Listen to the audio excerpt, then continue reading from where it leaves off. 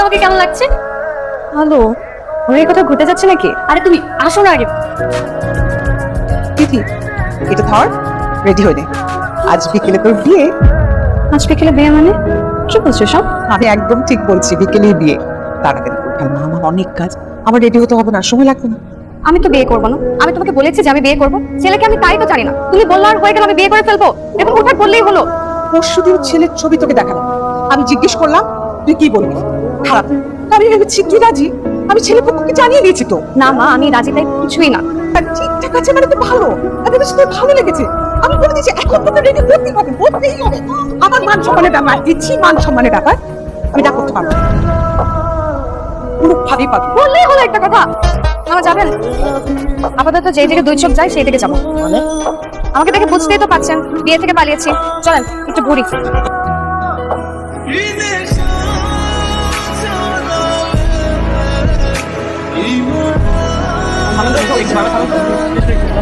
কি হয়েছে? থাকতে বলিস কেন? তোমরা একটু বসো, আমি একটু আসছি। এক্সকিউজ মি, জি বলেন। এই এই অ্যাড্রেসটা কোথায় বলতে পারবেন?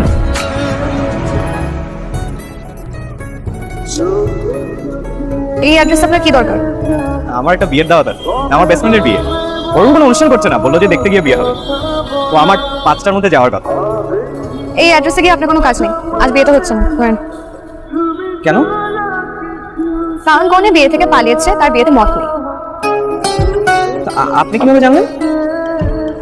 কি আশ্চর্য, আপনার আমাকে দেখে কি মনে হচ্ছে? আপনাকে দেখে মনে হচ্ছে আপনি কোনো বিয়ে থেকে। ও, আপনার সাথেই আমার বন্ধু বিয়ে হওয়ার কথা ছিল। আচ্ছা আচ্ছা, ইন্টারেস্টিং। আসলে ভালোই হলো, মানে আমার চেম্বারে একটা কাজ আছে, বিয়েটা হলে আজকে কাজটা হতো। থ্যাংক ইউ আপনাকে। অদ্ভুত মানুষ তো আপনি। আমি বিয়ে থেকে পালিয়েছি, আপনি অবাক হচ্ছেন না? অবাক হওয়ার কি আছে? আর বিয়েতে মত নিয়ে আপনি পালাবেন, এটাই তো স্বাভাবিক, তাই না? আমি বিয়ে থেকে 3বার পালিয়েছি, একবার তো আমার বিয়ে হয়েই যাচ্ছে। কাজী সাহেব বললেন বাবা বলো কবুল। আমি বললাম যে 1 মিনিট, তুই বাথরুম থেকে আস। বাথরুমের কথা বললে? 3বার বিয়ে থেকে পালিয়েছেন কেন? মেয়ে পছন্দ হয়নি? না না, এ তো খুব পছন্দ হয়েছে, খুবই সুন্দর, দেখলে বিয়ে করতে ইচ্ছা করে। আসলে জানেন, আমার এই একটা আফসোসের কারণেই রাতে ঘুমোতো না, যে ইস, মেয়েটাকে বউ হিসেবে গেলাম না। তাহলে বিয়ে থেকে কেন পালিয়েছেন? এরকম কোনো কারণ নেই, সে সংসার করতে ভালো লাগে না। আচ্ছা, anyway, আমি আসি। হ্যাঁ, আমার চেম্বারে রোগী ওয়েট করছে তো। তুমি ডাক্তার?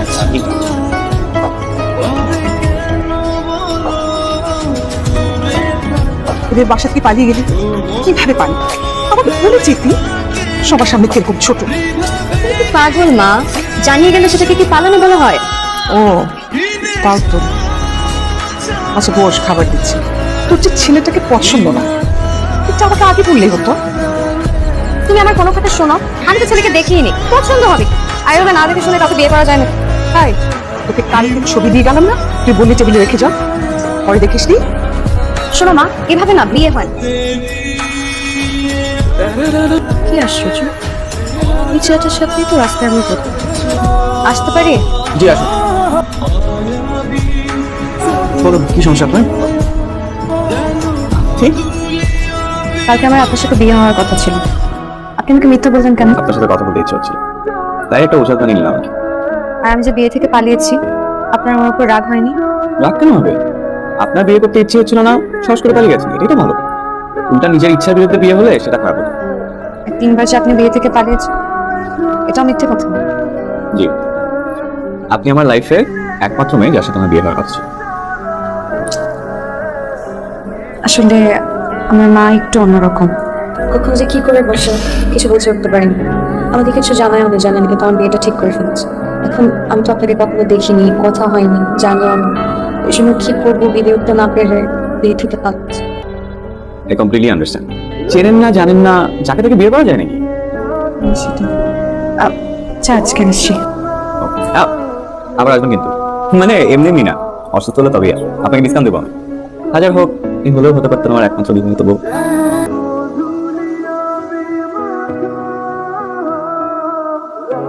বাবা আসেন। আল্লাহ যা করে ভালোর জন্য করে। মেয়েটা বিয়ের আসর থেকে পালিয়ে গেছে, তুই তুই এটা নিয়ে মন খারাপ করিস না তো। আমি তোর জন্য এর চেয়ে অনেক অনেক সুন্দরী মেয়ে নিয়ে আসবো, তুই ভেবে নে না। তোর বিয়ের কোনো ঘটনাই ঘটেনি। মা আমি তোমাকে একবারও বলছি না আমার মন খারাপ। আসলে বিয়েটা হয়নি, ভালো হয়েছে। আমি না বিয়ের জন্য একদম রেডি। আমি তোমাদের চাপাচাপিতে রাজি হয়েছিলাম। আমি এরকম একটা ফ্যামিলিতে তোর বিয়ে ঠিক করলাম। মা আমি এতবার বুঝাচ্ছি, অথচ আমার মা নিজের কথাই বোঝাচ্ছে। আসলে আমার মা রাজিয়া বেগম এরকম, নিজের মাথায় একবার যা ঢোকে সেটা আর কোনো দিনই বের হয় না। বিয়ের সময় আমি হাজারবার বলেছিলাম যে বিয়েটা আমি করবো না, অথচ এই মহিলা কানই তোলেনি। এখন আমাকে তার কথা মতো কষ্ট শেষ হয়ে যায়। কি মুশকিল। তবে হ্যাঁ, একটু যে খারাপ লাগেনি তা অবশ্য। বিয়ের আসলে গিয়ে হবু বউ পালিয়ে গেছে এই সংবাদ শুনলে যে কোনো ছেলেরই খারাপ লাগে। আপনি আমার অফিসে? আপনি আমার চেম্বারে যেতে পারবেন, আমি আপনার অফিসে আসতে পারবো না? না মানে, আচ্ছা কেন আসছেন বলুন। এখানেই বলবো? সবচেয়ে ভালো হয় যদি একটা রেস্টুরেন্টে বসে কথা বলি। অফিস থেকে আধা ঘন্টা ছুটি নিতে পারবেন? যেটা বলতে চাচ্ছিলাম যে আমার আসলে বিয়ে শাদী করার খুব একটা ইচ্ছে ছিল। তো মা জোরাজুরি করে, তো একদিন হঠাৎ করে আপনার ছবি দেখে বললো দেখ কেমন লাগে। আপনি তো এমনি দেখতে খুব সুন্দর, তাই ছবি দেখে খুব ভালো লেগেছে। কিন্তু কি আর করা, হলো তো আর না। মানে আপনি কি বিয়ের কথা ভাবছেন না? মানে করবেন না? করবো না কেন, অবশ্যই করবো। মেয়ে হয়ে জন্মেছি, মা হতে হবে না? তাছাড়া আমার মা হওয়ার খুব ইচ্ছে, আর আমার একটা ছেলে বাবার খুব শখ। ছেলের সব মেয়ে মা হলে তো কি? কোনো সমস্যা নেই। কিরকম ছেলে পছন্দ আপনার? আহামরি না, মানে ভালো অনেস্ট হলেই হয়। আমার যেরকম মন মানসিকতা ওরকম হলেই হয়। আমাকে ছেলে হিসাবে কেমন লাগলো? ভালো না খারাপও না, মাঝামাঝি। আসলে আমি আপনার সাথে তেমন একটা মিশি নাই তো বলতে পারবো না। মানে দেরি হয়ে যাচ্ছে, আমি যদি আজকে অফিসে দেরি করে যাই আপনার হয়তো আমাকে মেরেই ফেলবে। আজকে উঠি।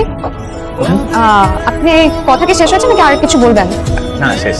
আচ্ছা আজকে উঠি তাহলে, ভালো থাকবেন, আসি।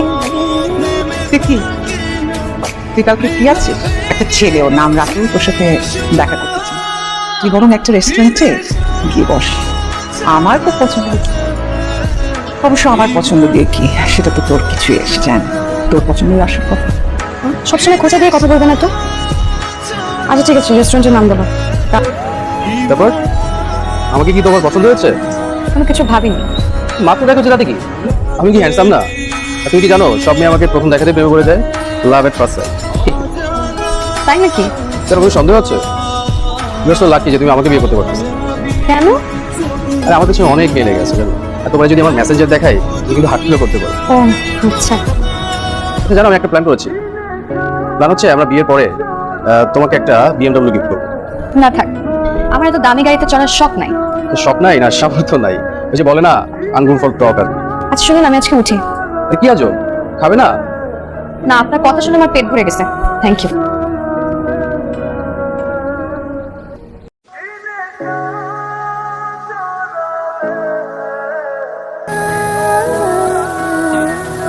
এই যে শুনুন, এই যে আপনি বৃষ্টিতে ভিজছেন কেন? জ্বর আসবে না? সমস্যা নাই, ওষুধ খেয়ে নিবো। উঠেন, রিক্সা উঠেন। ইজা তো ভেজা তো কি হয়েছে, আসুন।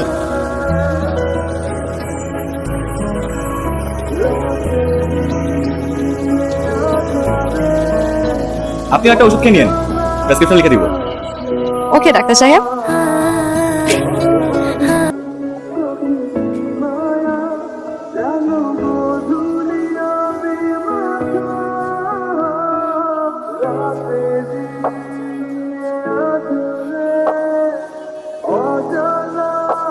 কি ব্যাপার, হঠাৎ জোরে ডাকলেন যে? কিছু ইম্পর্টেন্ট কথা বলার ছিল আপনাকে। বুঝতে পারছি না যে আসলে কিভাবে বলবো আপনাকে, আপনি কিছু মনে করেন কিনা। বলেন না, আমি কিছু মনে করবো না, বলেন। তিথি, আপনার সাথে তো আমার বিয়ে ঠিক হয়েছিল। আপনি বিয়ের আসর থেকে পালিয়ে গেছেন, দ্যাটস ওকে। আসলে আপনি আমাকে চিনতেন না, জানতেন না, দ্যাটস কমপ্লিটলি ফাইন। আমি আপনার ছবি দেখেই আপনাকে আমার খুব ভালো লেগে যায়। স্বপ্ন দেখি যে আমাদের বিয়ে হবে। সেই স্বপ্ন পূরণ হয়নি, বাট দেখুন এত কিছু পরেও আসলে আপনার সাথে আমি যোগাযোগ করি, আমাদের কথা হয়, আমরা একসাথে ঘুরি ফিরি। তখন তো নিশ্চয়ই আপনি আমাকে চেনেন, জানেন আমি কি ধরনের ছেলে আপনার একটু হলেও আইডিয়া আছে। তিথি, আমি খুব সাধারণ একটা ছেলে, সাধারণ একজন মেয়েকে বিয়ে করে সংসার করছি। তিথি, আমি আপনাকে বিয়ে করতে চাই, মানে আপনার সাথে সংসার করছি। কিছু বলছেন না যে? আপনি জানেন না মেয়েদের চুপ করে থাকে সম্মতির লক্ষণ? রাশিদুল ইসলামের বড় পুত্র রাশিদুল ইসলামের রাশেদের সহিত মনিরামপুর খালেদ শেখের একমাত্র কন্যা স্মৃতির বিবাহ 10 লক্ষ টাকা দেনমোহরে ধার্য করা হইল। আরে আরে আরে এত চিল্লা চিল্লি কিসের? আরে ভাই চিল্লা চিল্লি কে মানে জানেন না? আপনি কি এর কাবিন করে যখন গিয়ে বিয়ে পড়ে যাবেন ও আইসো ও নাই মানে কে জানেন না? কি করে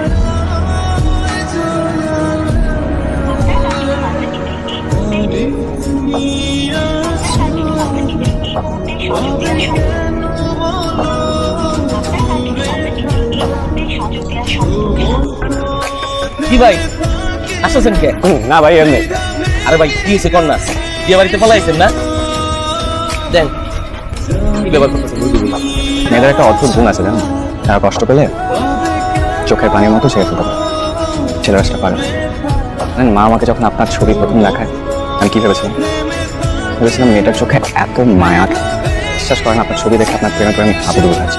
আমি জানতে পারি যে আপনার সাথে প্রথম দেখাতে আমাদের বিয়ে হবে। আমার এক্সাইটমেন্ট আমি নিজেই ধরে রাখতে পারছি না। আর বিয়ে করতে গিয়ে যখন জানতে পারলাম যে আপনি বিয়ে ছেড়ে পালাচ্ছেন, তখন ঠিক এরকম কষ্টই পেয়েছিলাম আমি। প্রতিশোধ নিতেন, তবে পালালেন কেন? শুনেছি বিয়ের পরে স্বামী স্ত্রীরা সুখ কষ্ট সব সমান ভাবে শেয়ার করে। আজ কষ্টটা শেয়ার করবেন? কি বাচ্চা, এভাবে কেউ দুঃখ শেয়ার করে? বিয়ের পর কষ্ট পেলে আমি ওইভাবে দুঃখ শেয়ার করবো। অবশ্যই করবেন। কারণ আমি আপনাকে দুঃখ দিতে চাই না।